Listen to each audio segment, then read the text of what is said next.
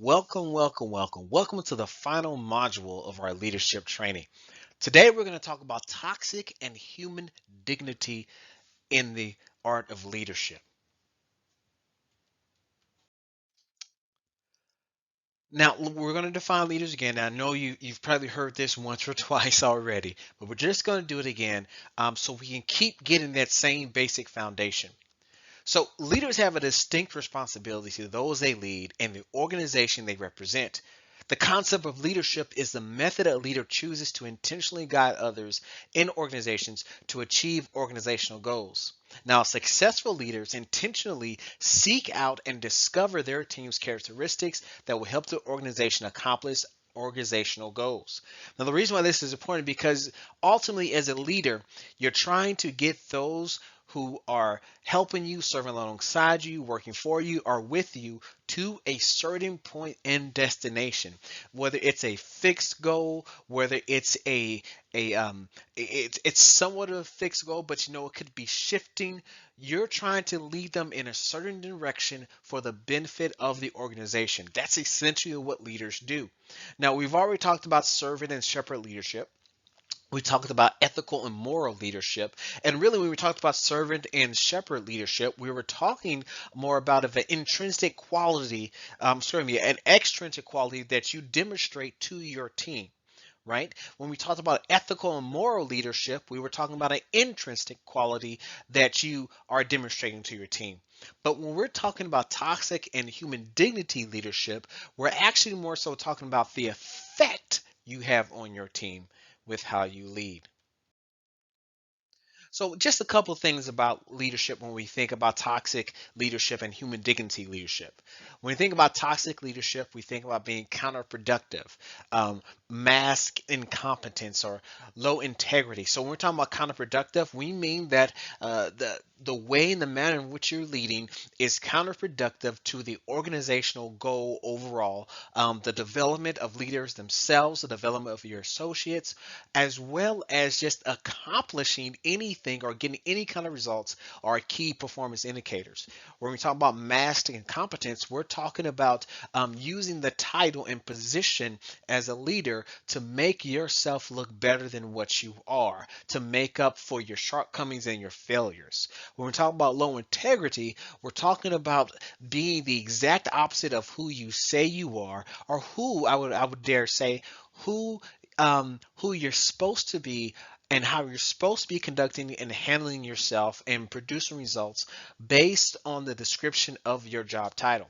When we're talking about human dignity, we're talking about reaffirms value, positive influence, and restoring dignity. So when we're talking about reaffirming value, we're talking about helping those whether they were disadvantaged, whether they were had a poor leader, whether they just have low self-esteem, whatever it may be, reaffirming their value. Even if it meant that a project didn't work through and things were difficult, you reaffirm their value as a human being. We're talking about a positive influence. When we say positive influence, you're an individual as a leader that helps to exude optimism, exude joy, exude being hopeful. And this influence and about how you conduct yourself and handle yourself creates an influence upon your associates where they respond in kind and begin to produce the positive results that are needed for the organization to prosper, for your team to do well, and for them to grow professionally and I would dare say personally. We're talking about restoring dignity and human dignity, right? We're talking about things that have been stripped away from an individual over time and restoring that and giving that back to them, giving them value. In other words, they say they want to work at this place as long as they can because of how the people treat people. So now let's look at toxic and human dignity and let's define what that means with leadership, right? So toxic leadership. This is when you're leading with the intent of self-interest that comes from undermining the human dignity of others, even if this means exposing others to unnecessary dangers. Right? In other words, when we're talking about toxic leaders, they're all about themselves. They're about self preservation. They're about making sure that they succeed and they're successful. They're about making sure they look good, even and this means even if it comes at the unwilling sacrifice of someone else, even if this comes at that something that will cause harm to someone else, you're willing to do whatever it takes to take care of you, make yourself look good, give yourself all the accolades and rewards, because it's all about self-preservation, self-interest, and nothing else. It's not about people, it's about you. So a toxic leader is not about the greater good, they're about what's good for them. When we're looking at human dignity leadership, we're talking about leading through positive influence and not coercion. To promote the betterment of the common good and reaffirm their dignity of human beings, right? So essentially, human dignity leadership, it's got nothing to do with me. It's all about you, right? So it's about what I can do for you to help better you as an individual, as a person, not about how I can better myself. So these are two these are the toxic leadership is the antithesis, I would dare say, to human dignity leadership. So now let's do a deep dive into toxic leadership, and let's really kind of discuss what is toxic leadership. Now, what I want you to do for this moment, I want you to look at this quote and I want you to think about it. Once again, just you're going to press pause on this, you're going to reflect on this quote, and you're going to write down some of your thoughts on that. So go ahead and do that. All right, thank you so much for that accountability, that personal accountability about pressing pause and actually writing this down. So let's just look at this real quick. Every man must decide whether he will walk in the light of creative altruism, or in the darkness of destructive selfishness. Right, so we all have to come to a crossroads where we decide either I'm going to do what is for the betterment and the good for all, I'm going to do what is selfishly for my own personal ambition and goals and desires, even though it comes at a great cost to someone else. Now, we're not talking about, not going to college because no one else in your family went to college. We're not talking about doing something unethical or immoral. Because everybody else is doing the right thing. We're talking about saying, I want to make sure that what I am doing is for the betterment of myself as an individual, but it causes no undue harm to others, that it is for the betterment of others as well, and it is for all of our good, that this is a understanding that I'm growing as an individual and I'm helping others to grow around me.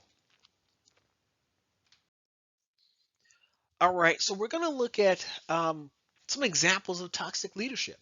We're going to look at weaponization, right? So this is basically using the fears of others to manipulate them, making their fear a common enemy while promoting yourself as the only savior from their fear. In other words, you will create a false narrative. You will engage your employees only to find out what they're scared of, what they think could happen if they don't follow your direction, and you're going to promote yourself as, I'm going to be the one that's going to get you out of this, right? So it's like me going to an associate and saying, hey, listen, you messed up last night and you didn't record everything we need.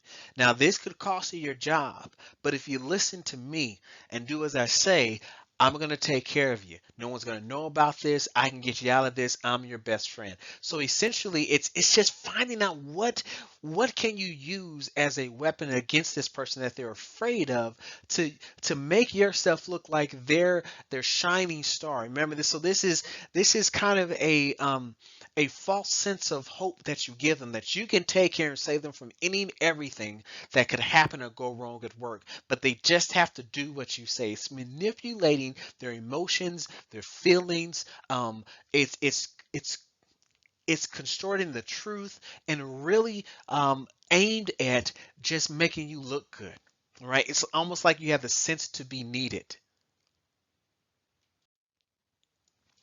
Now, the next one we want to look at is using words to intentionally patronize, demean, or demotivate others for the purpose of subjection.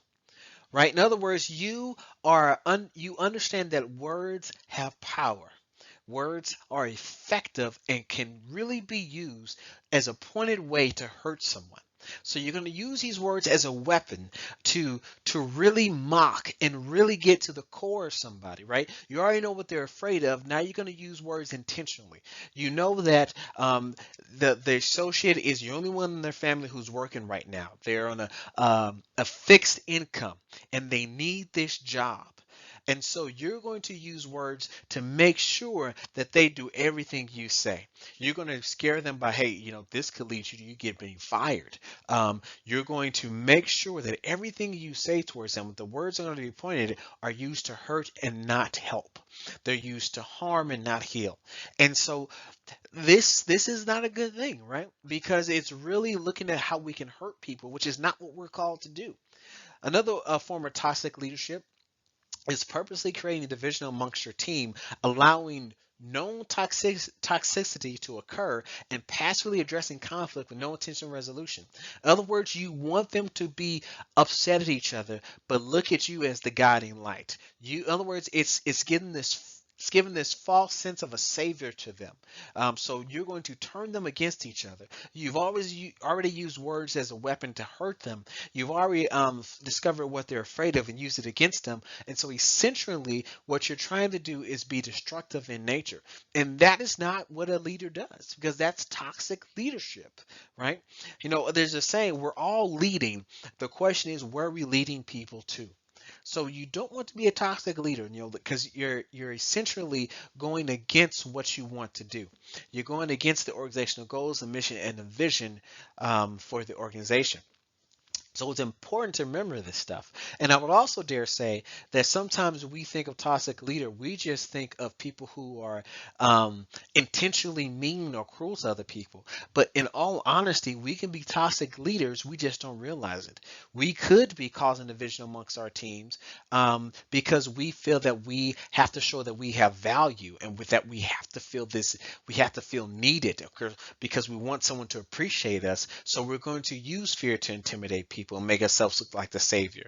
We're going to make sure they don't have the resources they need to accomplish their goals. Or we're going to use certain words to demotivate people or demean them in front of their fellow associates, in front of other leaders, so we can feel better about ourselves. Listen, it doesn't matter if you light a candle and hold it up to the sun, it's not going to shine brighter, right? So we don't want to create situations with our associates where we're just trying to make ourselves look good. This leads to no good. I'm telling you, it leads down a very bad road. Now, when it comes to self-interest in toxic leadership, it's essentially the refusal to relinquish control as a leader in order to ensure self-promotion, self-absorption of praise, and self-interest actions for their individual benefit. In other words, it's all about you. Right, you want to take the credit for everything. You don't, it's almost like, I don't want to do any of the work, but I want all the glory for what we've done. Right, I want all the accolades. We are not those kind of people. This is not who we are, right? We are not the kind of people who are looking just to self-promote ourselves. We are in healthcare because we want to promote the greater good. You're in the organization because you care about the outcomes of people's lives and you want to improve it. Self-interest also leads to ignoring the opinions of others, limitations of one's own skill, and the reality of the situations they encounter. Right? And so what this essentially means is you're not willing to admit that you can't do everything. You're not willing to admit that someone else's opinion actually matters and can be helpful. We're not willing to admit the reality of the situation we're currently in, because to do so, we might have to admit that we're unqualified to handle this. We're almost over our head, is overwhelming. We need help, right? Because that's still toxic leadership.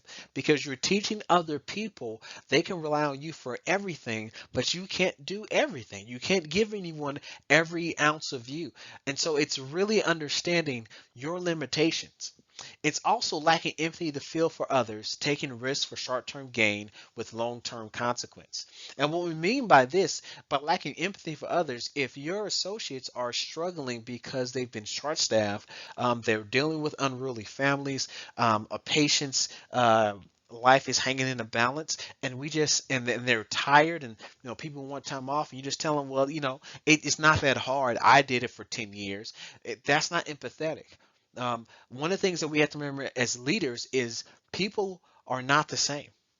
Your personal experience, your resiliency, that was developed over time. You didn't come out the womb as a resilient person. That was developed over time.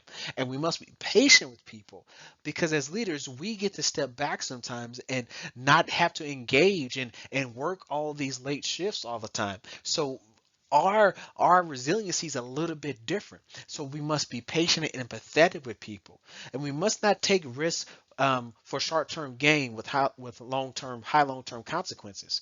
And what we mean by this, sometimes as leaders, we have the notion just to fill spots. We need 7 FTEs and we only have 4 here. We need more people, and we'll begin to put people in positions, hire people who may have be qualified, but they don't have good team cohesion. That some of them might be egotistic, some of them might just not be a good fit. But we will hire these people to place them in spots. So we're looking at a short-term gain, but a long-term consequence with the impact this has on the team. It also means we don't try to cut corners to make ourselves look better or to get instant results. Remember, short-term gains generally has high long-term consequences. All right, let's look at this situation here. So Basea's team is underperforming because they are not meeting their KPI of 80% patient satisfaction. Now, in response to this, Basea tells her team if there is no improvement by next quarter, she will eliminate the weakest link. Now, here's what you're going to do. I want you to look at this situation and the response, and I want you to really kind of reflect, how was this response toxic? Write that down. And then after that, if you don't mind, just what would you have done? Like, what would have been a non-toxic response to this situation? Now, please, at this point, press pause. Remember that personal accountability. Press pause, reflect on this, write it down, and then when you come back, press play, and we'll go on to the next slide to kind of figure this out. All right, so let's look at a way that we can do this a little bit differently, right? Why was this response toxic? Well, it's because she used fear to motivate and used the phrase the weakest link. So imagine you're an associate who's working on Basis team and you see that your KPI is not 80%, it's below. So now, if we don't get this up, someone's going to get fired. Now that puts some pressure on me. That could put some pressure on you, right? And I'm thinking about my livelihood. I'm thinking about taking care of my family and things we have to do. I'm thinking about it. Will I have a job next quarter or next month or next week? Am I going to get fired? And so now we're creating a toxic environment where we might even be pitted against each other now, because I'm going to make sure that I have a job come the end of the week. I'm going to make sure that I'm still working by the end of the quarter. So yes, I may be working harder and doing more, but I also may be putting myself against someone, maybe even self-sabotaging people all over the place. This just is a bad way to do it, right? Now, using the phrase the weakest link, let's say it comes down to it and I discover that I'm the reason why our patient experience is so low, or patient satisfaction KPI is so low. It could be something I'm doing intentionally, unintentionally, but now I've got it stuck in my head that I'm the weakest link. When I lose my job, and if I try to apply for another one, are they going to call my job, or are they going to tell them I was the weakest link? So my self-efficacy is getting low. Everything is starting to fall apart, which can lead to nothing but mistakes after mistake after mistake, because we're all in our head now. So it's very important not to use these kind of phrases or language, right? That just strips a person of the human dignity that they deserve, that God created them with. So a non-toxic response would be, what are some areas of opportunity we have to improve on patient satisfaction? What barriers can I remove? And hey, we got this. Right? You have to come with a positive intent. You have to come with a motivation. You have to be inspiring as a leader. So a response to that is, yes, you have to admit what's going on. That's why we say, what are some areas of opportunity we have to improve on patient satisfaction? Right? You don't say, what weaknesses do we have? That's not really positive intent and positive talking. You're already starting off in a bad way like there. And so we want to go in an area of opportunity to improve. We also want to look for, what barriers can I as a leader remove for you to help us reach this goal? Because maybe some things that I can do on my part to make things better. And lastly, just encouraging them, we got this. We can do this, right? All right, now let's go into the next situation. Let's see what's going on. Here's the scenario. Jonathan has just been promoted to Director of Operations. His predecessor was in the position for 15 years but was terminated. His predecessor was beloved by the operations team. Now, here's Jonathan's response to the situation. Jonathan decides to come in as an assertive, no nonsense leader. Instead of reflection to start the meeting, he starts the meeting by telling his team, I'm not your friend, confidant, or buddy. I am the boss. You will do as I say, no questions asked. All right. Now, how was the response toxic? And what would have been a non toxic response? So let's take some time to think about that. Once again, that's self accountability. I'm so thankful that you're doing it. Press pause on this slide and go ahead and reflect on the answer those questions and then come right on back and press play. Thank you much. All right, let's go to the next slide here. All right. So let's look at how this response was toxic and how we can have a non-toxic response. So how was it toxic? He used fear um, to intimidate, right? He's essentially trying to come in with a lot of gruff, with a lot of assertiveness. Now it is said if you, as a leader, if you start off tight, you can always loosen up. But if you start off too loose, it's hard to tighten up. Now that is true in some regard, but we don't need to come in trying to scare people with what we do. We don't need to come in trying to assert ourselves of who we are. Listen, you have the position that's assertive enough. Now all it is upon you to do is to do the task and do it well. Yes, there's some things you're going to have to change, especially if you been selected for a new position, been promoted. There's some kind of how you deal and how you do things, how you say things. Yes, that does change. Your time changes. All those things change, but we don't need to come in being cruel or mean to other people. So he's also using subjugating language. He's telling them that I am above you, you're beneath me. I am the boss, I'm not your friend, I'm not your buddy, I'm none of these things. Now, in some aspects, that is true. We, as co-workers, as fellow servers and fellow servers in the ministry, we are here to help each other. Yes, so there's going to have some camaraderie, they're going to have some fun, but at the end of the day, we're not coming here to be friends, though we can become friends while we're here. And so it's really important to kind of understand that and balance that well, but we don't need to use subjugating language intentionally to scare someone, to make someone feel less than what they are. Now, a non-toxic response could have been, I'm here to help you as a leader. Please let me know areas you need assistance in, and I look forward to working with all of you. I am thankful for the work of my predecessor and the work of you all in this department. I know we will make a great team. All right, let's get into human dignity leadership. We kind of dived into toxic leadership. We have a good understanding of that, but now let's talk about what it means to lead with human dignity. So what I want you to do, once again, is to read this quote and take some time to reflect on it and write down what you think. Remember, just go ahead and have that personal accountability, press pause, and read through this quote. All right, thank you so much for reading through that quote. And let's just kind of talk about it real quick. When it comes to human dignity, we cannot make compromises. Right? When it comes to human dignity, we cannot compromise how we treat people for any reason. It's very true. If they were created, if they were made, if they're here, they're a human being, and thus they have some certain inalienable rights given to them by their creator. There is truth that they are here and they should be treated with respect, whether you think they deserve it or not. They're still a human being. That is something that you can give them respect as a human being and give them the dignity that they deserve. So let's look at some things of human dignity leadership. There's the common good, right? Seeing the unique talents of your team members as well as their strengths and opportunities of growth, thus using them all for the betterment of the organization and the common good. In other words, you're looking at your team and you're understanding where they are.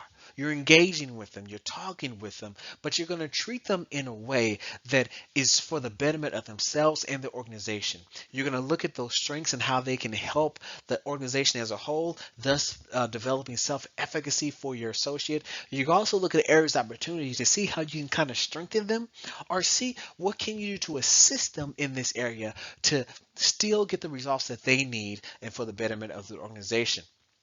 You're also going to be able, you're seeing goals through until the end, despite the rigorous toil it takes to accomplish the goals that will benefit the common good. In other words, you're in it to win it. You have some resiliency, and you're going to encourage your team to have that same kind of resiliency. If you're saying you're going to be there to help them, you're going to be there to help them. If you're saying that you're going to show up, you're going to show up. Now, listen, things happen in life, right? We emergencies happen, accidents happen, so sometimes we can't fulfill our commitments, but what we can do is let our team know in advance. What we can do is to make sure we're communicating if we can't be there, but as much as is dependent upon us to fulfill that role and do that task, we're going to do it. In other words, you're also going to look at your job requirements, what is looked upon you as a leader to do, and you're going to perform them to the best of your ability, even though it's difficult at times. So you're going to look at areas of opportunities within yourself to also produce so you can help your team out, right? So this is a little bit of introspection, but you're doing this intentionally so you can be the best leader for your team and treat them with the respect they deserve. You're also seeing that profit is made because without profit, the mission of the organization cannot be accomplished and the needs of the common good cannot be met. In other words, you understand we need to have some revenue. We need to have streams of income coming in and multiple streams of income at that. So you look at your position and your team's job and what they do, and you see the great importance in it all. And so much so that you're understanding and communicating with your team the purpose of what we're doing, the results that come from what we do, and how it benefits the organization and the greater good. Right now, one thing we like to say, no mission with no margin. Right? If we don't have streams of income, we can't complete the mission. But we also say in the same breath, margin does not drive the mission. Right? We're doing this because we feel called to it. We enjoy what we do. It's our purpose. But we understand in order for the mission to continue to go further for the greater good, it has to be able to be maintained. It has to survive through difficult times, and it has to thrive to be here for generations to come. Now let's talk about affirmation of value, right? Now this is ensuring assigned work for your team fulfills the mission of the organization and is meaningful to all involved, right? We're not just giving people busy work. What that does is when you give someone busy work, it lessens their value because essentially what you're saying, you're not worth the time. You can't help this organization, but you're a burden to us as well. So in order to keep you gainfully employed, we're just going to give you something to do that it has nothing to do with what we're trying to accomplish. That's not affirming value. We want to affirm people's value. We want to hold them to the standard that they got hired for and help them to meet the requirements of their position and give them the work that is meaningful not only to them but to the organization and teach them and show them how. Now we're also want to ensuring subsidiarity. It's being used in decision making with the understanding some, not all decisions will be left to you. Right? And what we mean by this is you make decisions at the lowest place possible. Right? You make decisions getting the understanding and I would dare say approval of those who are directly affected by it and those who are directly working with it. Because listen, when we're leaders, we don't see everything.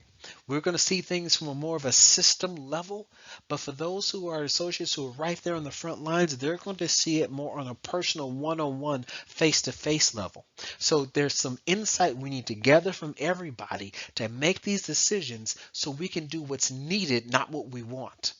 Right? That has been the plight of a lot of things. A lot of policies, regulations, ordinances, laws have been created because someone decided this is what they need to do because it works for me, it should work for them. We got to look beyond that. We got to look beyond that. Now, also, when it comes to affirmation of value, you want to ensure that all receive their due, whether it is gratitude, promotion, pay, or praise. In other words, as a leader, you're not trying to be all about you. You don't want, you're not trying to clip anyone's wings so they can't soar. You want to make sure that everybody gets the credit that they deserve. If they worked hard on a project, we want to commend them. We want them to be known. We don't want to take the praise for something that we didn't do. We want to make sure that they understand that we are grateful and we want to show them our gratitude by what they do. And that could be throwing a department party, getting everybody a card for Christmas, using Call to Shine or some kind of platform to let everyone know how well someone did. A real easy, convenient one is writing a handwritten card telling someone thank you specifically for what they did for the organization. It's also promotion, um, uplifting people. And trying to get them in new positions of leadership because you know what? They have earned it. They do the work. They're a good leader. I think they're ready for the next part. It's about paying them what they're worth, what they've done, and not paying them in a wage that they can't live on or can't survive on. It's also about giving them praise too, because they've done a wonderful job. You're affirming their value as a human being, as a person when we do these things. All right, let's look at some human dignity leadership scenarios. Let's take this one.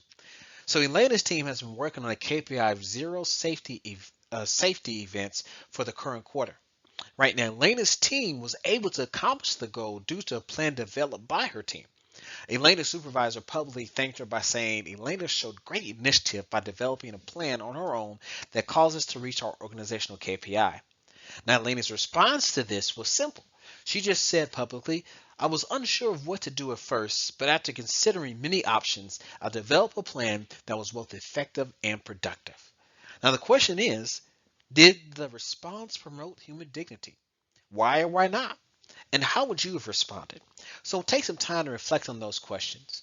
So please, once again, that personal accountability, press pause, and then once you're done reflecting and writing it down, press play, and we'll go to the next slide. All right. So here it is. Did the response promote human dignity? No. Elena did not give proper credit to her team. Remember, she said after long deliberation, I finally came up with a plan. She didn't publicly correct her supervisor in a very compassionate way by saying, my team actually is the one who did this. So here's the response she could have done. I wasn't sure of what to do at first, but after consulting with the team, we developed a plan that was both effective and productive. Now, do you see how easy that was? It publicly corrected in a compassionate way her supervisor and also gave credit to where credit was due to her team. All right. Now let's go to the next one. Here's the situation. Christina's team is suffering from staff shortages due to illness and retention. It has been a tense couple of months for all involved. Team morale is waning. Now, this is Christina's response. She starts to do daily rounds on her team, listening to them, allowing them to vent, and practicing the ministry of presence. Did the response promote human dignity? Why or why not? And how would you have responded? So look at this situation again and the response. Take some time to reflect on it, press pause, write it down, and then when you're done, come on back and press play. We'll get it going. All right. All right, so the question is, did the response promote human dignity? The answer is yes. She's engaging her employees and reaffirming their value through rounding and active listening. In other words, she's being present. She's talking with her employees. She's seeing where their struggles are. She's listening to them vent, and she's trying to help, right? Sometimes, the answer is we just don't have enough people. Sometimes the answer is people are sick, and there's not much we can do about it. Not every problem can be solved easily and effectively. So that means sometimes as leaders, we just have to sit there and listen and restore that human dignity. As one associate told me, sometimes I just wish leaders would come and sit with us and be with us in this moment, in the hard times, in the difficult times. And we know nothing can be done at times, but just that affirmation that I'm here with you, I see you, I know that it's hard. right? That reaffirms a lot of things for them. Now, here's a response she also could have done. She could also ask for solutions from the team. Right? There's nothing wrong with asking because sometimes your team has probably figured it out how we can actually help and what can be done.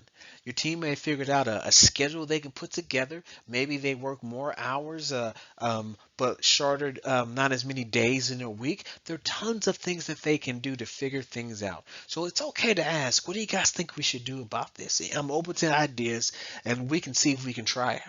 She also could have a department party. Sometimes it just builds morale. Sometimes you just gotta celebrate the small victories. Building morale, having a party, showing appreciation and gratitude. And she can also write thank you notes to each team member or associate to let them know specifically what they have done that has been meaningful and helpful to the team and to the organization as a whole. Those things actually work, right? Not everything is about money. Not everything has to be big and grand. Some things are very simple. And I'm telling you, a simple thank you note goes a long way. It's something someone can take with them as they go along their way. All right, let's look at some lessons learned through this, okay? Lesson number one, round on your staff and let them know you appreciate their efforts. Right? This reaffirms their human dignity. This lets them know that you're grateful and thankful for what they're doing, that you're also engaged and you're trying to figure out how you can help remove some barriers to make a process more effective, make it a little bit easier. You're trying to make this job as simplistic as you can for the betterment of everyone. Lesson number two, acknowledge the unique talents of your team and how they contribute to the organization, right? It's one thing when your team is working well. It's another thing when they're working well because they know their strengths and opportunities to grow. So acknowledge that. Acknowledge the unique talents that they bring to the team and how they can help each other and they benefit the organization and also how you're thankful for it, right? It's that attitude of gratitude of how people are contributing to the team and the organization as a whole. Lesson number three, remain resilient as a leader. Times can be difficult, and that is when leaders are needed the most. Right? It isn't through difficult times that people look for others to lead them when they don't know what else to do. There's a saying I like to say. We need someone in our corner telling you, go ahead, you got this. We need someone by our side saying, I'm here with you, let's do this together. And then you need someone in front of you saying, hey, I got you, just follow me, right?